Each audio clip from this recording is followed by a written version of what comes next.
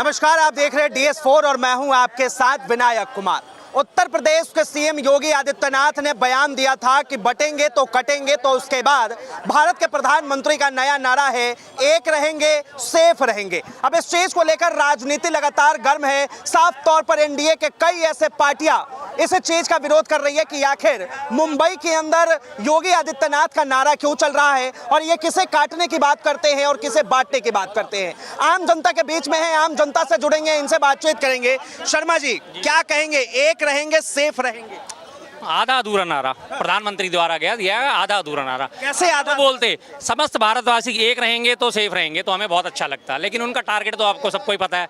उनकी राजनीति की जड़ जो है वो हिंदू हिंदू हिंदू पे ही है। तो अल्टीमेटली नारा जो दिया गया वो हिंदू कम्युनिटी के लिए दिया गया है, लेकिन उनके मुंह से ये शब्द नहीं निकले कि समस्त भारतवासी एक रहेंगे तो नेक रहेंगे, सेफ रहेंगे। ये नहीं उन्होंने बोला, जैसे कि उनकी आदत है, वो तो आप सभी जानते हो। एक दिन तो वो कहते हैं मैं हिंदू मुस्लिम की राजनीति नहीं करता, अगले दिन ही बस बनासकांठा में जाके वो कह देते हैं हिंदुओं एक हो जाओ वरना मुसलमान तुम्हारे आगे रोटी बेटी चुरा के ले जाएंगे। जो इनकी आदत है पुरानी। सो आधे अधूरे नारों के मैं प्रभावित नहीं होता। अगर वो पूरी बात कहते तो आज मैं भी उनको अप्रिशिएट करता कि हाँ, समस्त भारतवासी हिंदू मुस्लिम सिख ईसाई क्रिश्चियन जैन बौद्ध पारसी जितने भी इस भारत में देश में धर्म है, जितने भी निवासी हैं, सब एक हो जाओ तो हम सेफ रहेंगे। तो मैं उनकी बात मानता और सबका आह्वान करके फिर वो चीन को लाल आंखें दिखाते, चीन से कैलाश मानसरोवर का वीजा मांगते, तब मैं मानता कि हाँ उन्होंने कोई बात कही है। पिछले 5 साल से हमारे हिंदू धर्म के सबसे बड़े आराध्य देव भगवान शंकर का कैलाश मानसरोवर की यात्रा का वीजा रुका पड़ा, मालूम है आपको? चीन हमें लाल आंखें दिखा देता वीजा के नाम पे और प्रधानमंत्री जी चुप्पी होकर साथ के बैठ जाते हैं। एक रहोगे तो सेफ रहोगे, बटोगे तो कटोगे। हम तो नहीं बट रहे, तुम्हें मैं बांट रहे हो भाई, हमें एक तो करो। हम तो चीन को लाल आंखें दिखाने को तैयार हैं, हम मुझसे वीजा मांगने को तैयार हैं। तुम्हारी हिम्मत तो बड़े आगे चल के लीड करने की, नहीं करेंगे। चीन के आगे उनकी गिग्गी बन जाती है, झूला झूलने लग जाते हैं। हरियाणा के अंदर एक नारा लगा था, बटेंगे तो कटेंगे। अब इसी आधार पर बीजेपी कहती है कि हम जीत गए। अब महाराष्ट्र और झारखंड के अंदर मोदी जी का नारा चल रहा है, एक है तो सेफ है। अब इसी नारे के साथ लग रहा है क्या कि बीजेपी सीटें निकाल पाएगी, सरकार बनाएगी? देखो जी, इसकी चीज़ मैं आपको एक चीज़ दिखाता हूँ आज उनके महाराष्ट्र की, और उन्होंने जो वहाँ के मंत्रियों ने बयान दिया है महाराष्ट्र के। बीजेपी के सांसद धनंजय महादिक कह रहे हैं जो महिलाएं लड़की बहन योजना के पैसे लेने के बावजूद कांग्रेस की रैलियों में जा रही हैं, उनकी फोटो हमें दे देना, हम उनका सही से इंतजाम करेंगे। इनका इशारा सिर्फ ये है कि बटोगे तो कटोगे। अगर हमसे तुमने सरकारी सहायता प्राप्त कर ली और उसके बाद अगर बीजेपी को वोट नहीं दिया, कहीं कांग्रेस में चले गए या महाविकास अघाड़ी में चले गए, तो उसके बाद हम तुम्हारा सही से इंतजाम करेंगे। ये उन लोगों की मंशा है। ये आज का बयान है सांसद का। ये उनकी हालात हैं। असलियत उनकी ये है। असलियत उनकी ये नहीं कि भारतवासियों को एक होने के लिए वो कह रहे हैं। असलियत उनकी ये है कि हम ही से पैसा लेके, सरकार का पैसे लेके अगर हमें वोट नहीं दे रहे तो इसका मतलब तुम बट रहे हो, और अगर तुम बटोगे तो हम तुम्हें काट देंगे। सीधी सा मतलब ये है। अच्छा शर्मा जी, किस तरह देखते हैं कभी योगी आदित्यनाथ का इस तरह का बयान, कभी मोदी जी का बयान? क्या लगता है आपको कि ये भारत में किस दिशा की ओर लेके जाना चाह रही है? जंगल राज पुराना आदिम युग में कोई सत्ता नहीं होती थी, कोई सरकार नहीं होती थी। जिसका चाह मनाया उसने शिकार करा, उसने मार दिया। उसी जंगल या राज में ले जाना चाहते हैं। बाबा साहब अम्बेडकर के संविधान को ध्वस्त करना चाहते हैं। लगातार इनकी मंशा यही है। लाना चाहते हैं कि नहीं जी, संविधान का राज नहीं होना चाहिए, राज होना चाहिए, हमारा राज होना चाहिए। जिसको मर्जी काट दो, जिसको मर्जी कह दो, कभी भी इनकी जरूरत पड़ सकती है। उसके लिए कोई एक खंडन नहीं आता, उनके खिलाफ कोई बयान नहीं आता।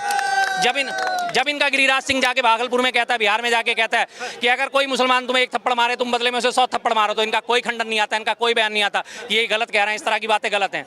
दिल्ली आप राजधानी में देखो, आप दिल्ली में आप ईस्ट विनोद नगर में एक छोटा सा निगम पार्षद है नेगी, वो पूरे अपने क्षेत्र में अलगाव आग लगाता हुआ घूम रहा है। हिंदुओं, अगर तुम हिंदू हो तो ये झंडा लगाओ, अगर तुम हिंदू हो तो ये झंडा लगा के दिखाओ अपनी पहचान के मैं हिंदू हूँ। छोटे छोटे वेंडर को, स्ट्रीट वेंडर्स को ठेलियों पे हिंदू बनने के लिए और हिंदू की पहचान दिखाने के लिए अब झंडा लगाना पड़ेगा। ये छोटे छोटे नेताओं की सोच है। तो क्या हमारे लोकतांत्रिक देश में क्या ये चीज जायज है?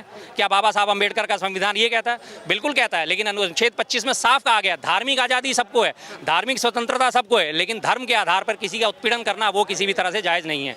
आप अपने धर्म को जितना मर्जी प्रमोट करो, कोई रोक टोक नहीं है, लेकिन दूसरे के धर्म पे उंगली उठाना वो गलत है, वो संविधान में गलत है। सीधी सी बात है। लेकिन रोज संविधान की धज्जियां उड़ रही हैं।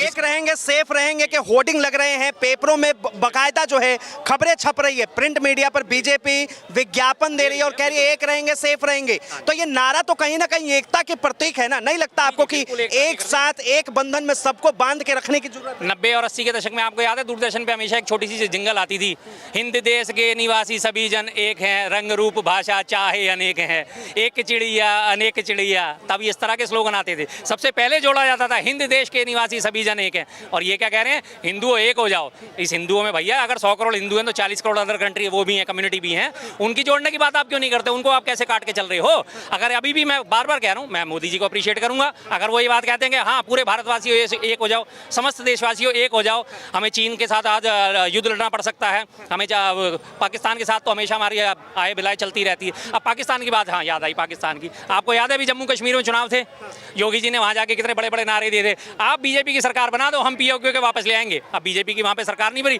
पीओके भूल गए, कौन सा पीओके, कैसा पीओके, अब इन्हें कोई लेना देना नहीं पीओके से। मतलब आप राजनीतिक तौर पे हर चीज़ का इस्तेमाल करना है, राजनीति पूरी हो गई, उसके बाद तू कौन और मैं कौन, खामा। अभी झारखंड से घुसपैठियों को भगाने की बात तो कर रही है ना बीजेपी, सरकार बनवाइए आप। अब झारखंड की आप अगर नक्शा उठा के देखेंगे तो भारत के बिल्कुल लगभग सेंटर में आके है, उसका कोई भी बॉर्डर इंटरनेशनल बॉर्डर से मैच ही नहीं खाता। इवन देन कई 100 किलोमीटर दूर तक उसका बॉर्डर कहीं से भी मैचिंग नहीं होती। अब अगर बांग्लादेशी घुसपैठी भारत में आ रहे हैं तो बांग्लादेश के रास्ते से और बर्मा और ये इसके अपना आसाम और इसके साथ रास्ते से आ रहे होंगे ना, कहीं से आसाम से, बंगाल से, त्रिपुरा से, जहाँ जहाँ से उसकी बॉर्डर मिलते हैं वहाँ से आ रहे होंगे, कलकत्ता से आ रहे होंगे। रोकने की जिम्मेदारी भाई साहब किसकी? बीएसएफ की। बीएसएफ किसके जिम्मे में? केंद्रीय गृह मंत्रालय के। केंद्रीय गृह मंत्रालय के मंत्री कौन? अमित शाह, जो खुद कह रहे हैं कि घुसपैठी घुस रहे हैं। वाह भैया वाह, एक तरफ तो तुम कहते हो कि भाई देश सुरक्षित हाथों में, दूसरी तरफ इतना सुरक्षित है कि घुसपैठी अंदर घुसते चले जा रहे हैं। और मोदी जी ने ये भी कहा, मोदी जी ने ये भी कहा कि सावधान हो जाइए, वो आपकी बेटी को लेके चले जाएंगे। जी जी, मैं बताता रहा हूँ ना एक चीज़ और, अभी घुसपैठी के बाद आपको याद हो ना, पिछले साल एक सीमा इधर आई थी, उसका क्या करा इन्होंने? वो अभी तक घुसपैठ करके बैठी हुई है, उसके लिए कोई एक्शन नहीं हुआ अभी तक, वो नोएडा में मजे ले रही है। निकालने किसकी जिम्मेदारी? केंद्र सरकार की कि मेरी? किसकी जिम्मेदारी है?